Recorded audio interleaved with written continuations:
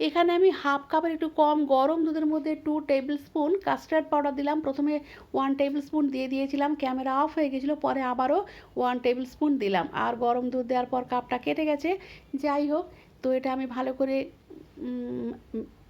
দুধের মধ্যে মিশিয়ে নিয়ে ব্রেডগুলো এই শেপে কেটে সেঁকে নিয়েছি।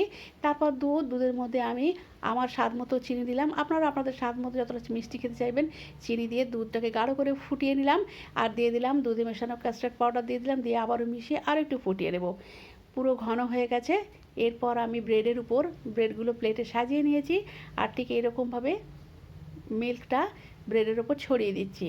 চারিপাশটা দিয়ে দেবো, সাইডগুলো দিয়ে দেবো, উপরটাও দিয়ে দেবো, মাঝখান পুরো ভর্তি করে দিয়ে দেবো।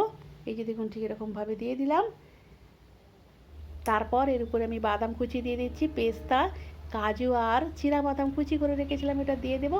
2 ঘন্টা ফ্রিজে রেখে দেবো ঠিক এরকম অবস্থায়। 2 ঘন্টা পর ফিরে এসেছি, এই যে দেখুন। আর ঠিক এইরকমটা হয়েছে আমার ব্রেড ডেজার্ট বানিয়েছি। খেতে কিন্তু খুব সুন্দর হয়েছিল। তো আমার ব্রেড ডেজার্ট কেমন হয়েছে জানাবেন।